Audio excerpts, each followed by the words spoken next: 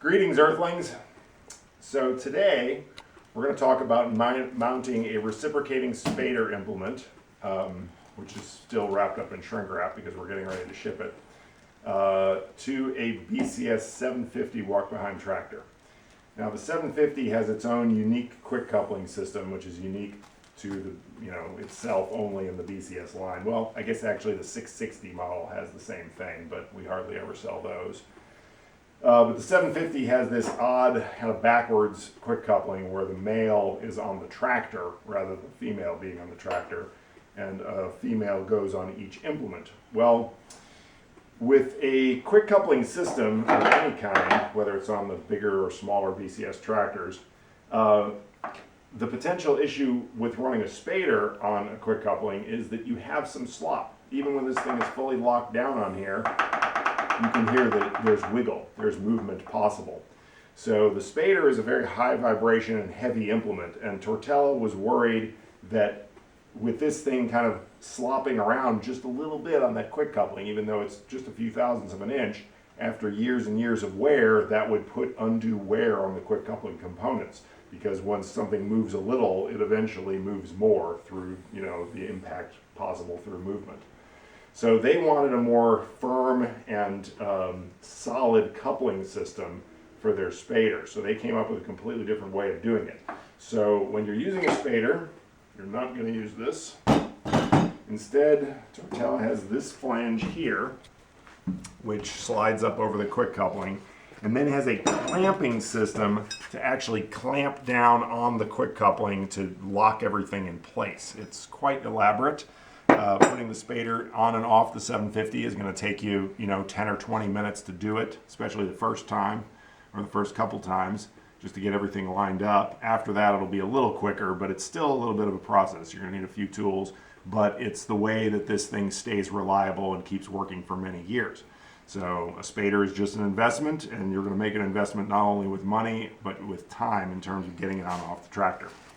So you got the flange here, you got this big clamp, and you've got a support bracket that will go on the top, linking the clamp to the bottom of the handlebar base right here.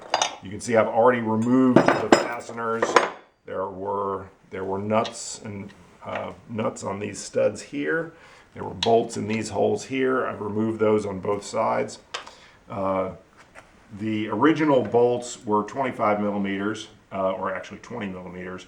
I'm getting rid of those because with the longer bracket, or rather with the thickness of the bracket that's going to be up here, we need more threads going down into it. So I'm discarding the 20s. The spader will come with some longer bolts. This is what they're for. They go into those holes. Also, because on this side of the tractor, there's a little kind of limiter bracket for the forward-reverse mechanism, right there, this silver piece right there.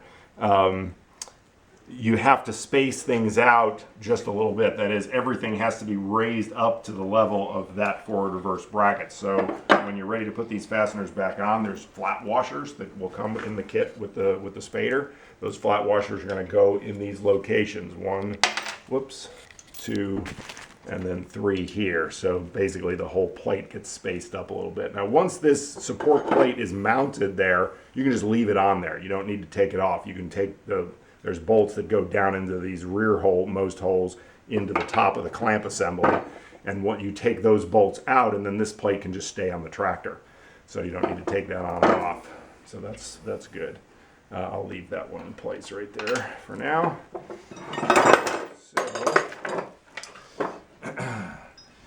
Holding the flange assembly to this clamp, there are 3 big Allen head bolts right here. Those will come with your kit as well. In fact, I'm going to go ahead and start those in here, because this thing can be on here.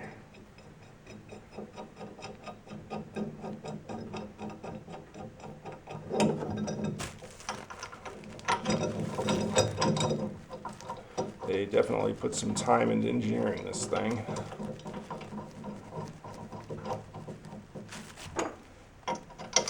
One more in the bottom here. So these Allen head bolts require a 10 millimeter Allen wrench, which I have an Allen socket on this ratchet here. That works fine too. But a regular Allen wrench, 10 millimeter, will do the same thing. This clamping bolt over here is a 10 millimeter head, bottom and top. I've got two 17 millimeter wrenches here. 10 millimeter diameter fasteners use 17 millimeter heads. The bolts that go in the top of this bracket here, these are also 17 millimeter heads. These are 13 millimeter heads. I'm going to leave this bracket off for now. I'll go ahead and get the spader mounted up to the tractor and then drop this bracket into place. So I'm going to get all my stuff out of the way. We're going to go ahead. Let's see, let me reach in here and kind of feel where this shaft is in this thing. It's not going to line up very well right there. You can always try to kind of get the shafts more or less lined up so they'll slide in, just to save, keep the cursing at a minimum. All right, so now that all that's there, we're going to go ahead and mount this up.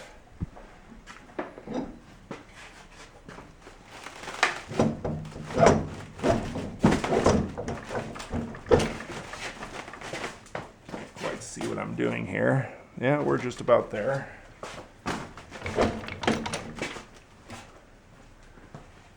Looks about right.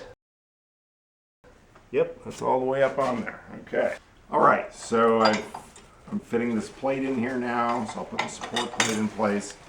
Actually, I misspoke earlier because only on this side here can you put the longer bolt in this hole. On this other side, there's insufficient space under the forward and reverse bracket to get the longer bolt in there, so you'll stay with the shorter bolt on this side. It is going into a cast iron housing, so it's still got some pretty good holding power. Just don't get crazy carried away with your wrench. Oh wait, I'm screwing up. I'm doing what I told you not to do. I forgot the washers that go under this thing. You've got to have those spacer washers there, otherwise it's going to bend the plate when you tighten it down. I've got the one spacer washer there over the stud, but I need to set these in place here and here. Give me the right spacing. Now we're going to put this on. Okay, short bolt on this side. Like I say, once this plate is mounted, you can just leave it here. You'll have to loosen it up a little when you take the spader on and off, but you don't have to completely remove it. Okay.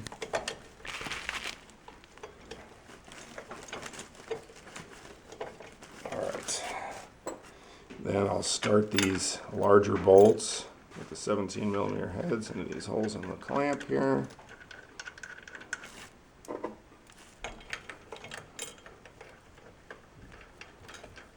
Get these things most of the way tightened down. We're not tightening anything at this point. Everything is socked up together. So now what we're going to do is we're going to tighten the... I'm going to snug these bolts up, these Allen head bolts. I'm not going to get that phone. Somebody else can get it. We have other people to do that. I'm going to snug these up to bring them up against the clamp. And then I'm going to back them back off just a little bit. Basically, we want that to be flush against the clamp, but I don't want everything tight yet, because the first thing that has to be tightened is this clamp. But I want this to be kind of squeezed up against there. Again, get my ratchet turned around here. Okay, snug up against it, back off just a little bit.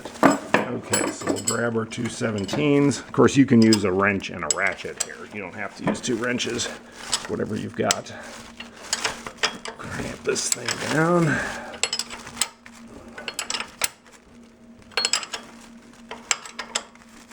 You don't have a whole lot of room to work here, so the wrench and ratchet idea would probably be better.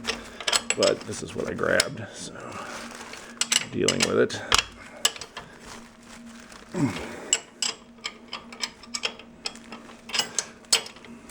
Come on.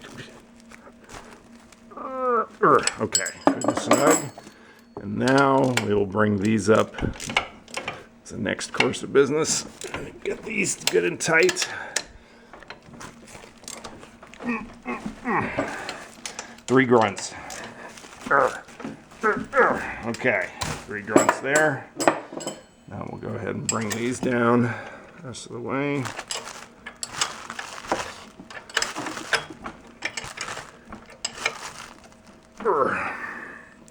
There's one grunt on those. That's my torque wrench. I mean, if you want to take a torque wrench to these things, of course you can, but otherwise, just the German way. Good and tight. Put our nuts back on these studs here, which I failed to do earlier.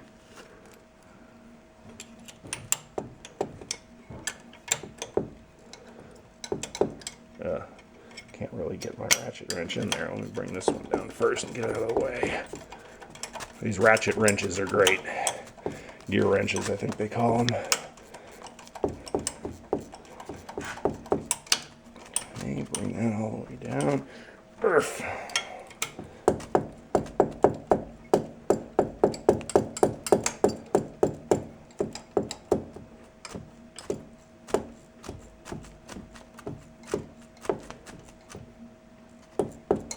It's a slow one coming down. There it comes.